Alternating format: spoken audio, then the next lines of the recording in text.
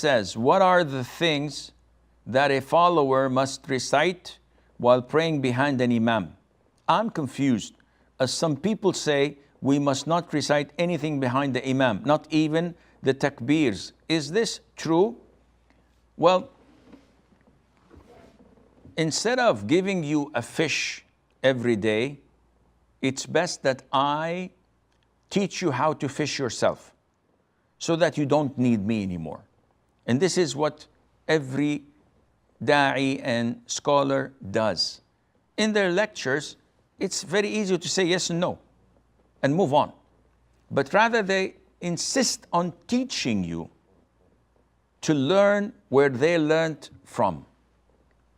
So instead of coming back to me and asking me the same question over and over, I'll teach you how to fish. First of all, those who say a follower must not say anything behind the imam, not even the takbir. This is ridiculous. Nowhere in the Quran or in the Sunnah that it restricts you from saying anything. Rather the opposite.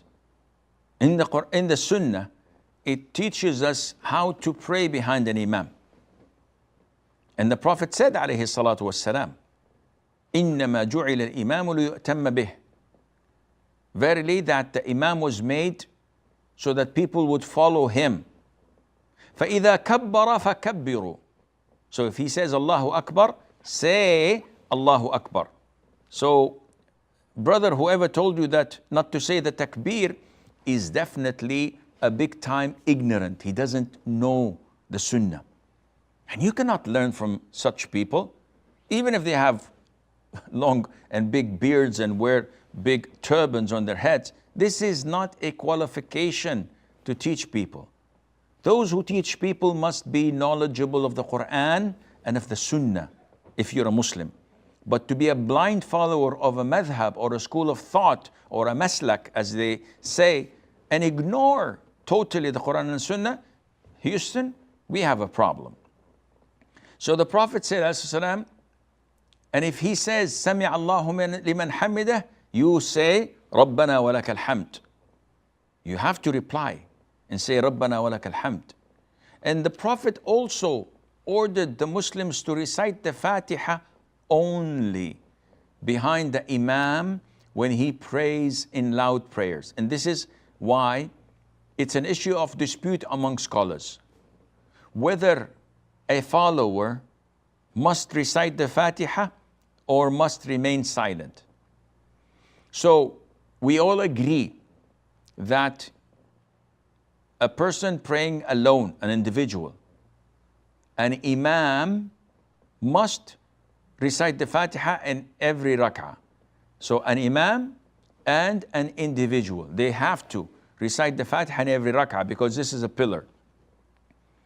The remaining would be a follower. So you're either an imam or an individual praying alone or a follower of an imam. As for the followers of imam, the scholars have disputed in regards of Fatiha.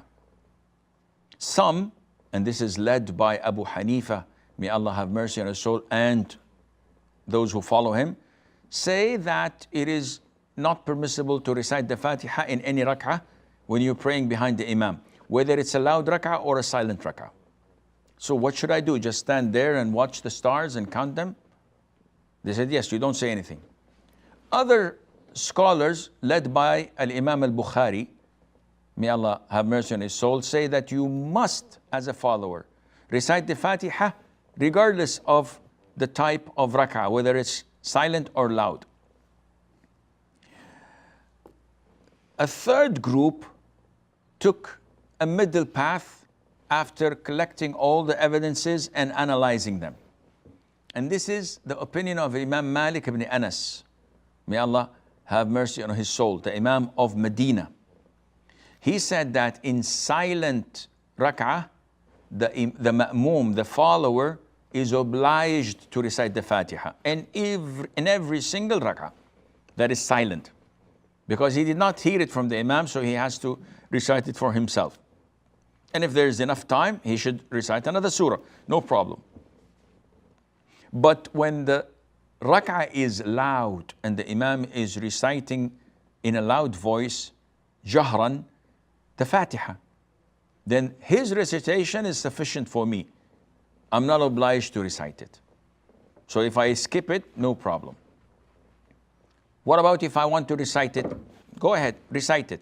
Can I recite another surah afterwards? It is totally prohibited to recite in loud rak'ahs anything else other than the Fatiha for the follower. Of course, the Imam is going to recite the Fatiha and afterwards a surah. For you, the follower, if you wish, you can recite the Fatiha once he's finished with his own Fatiha.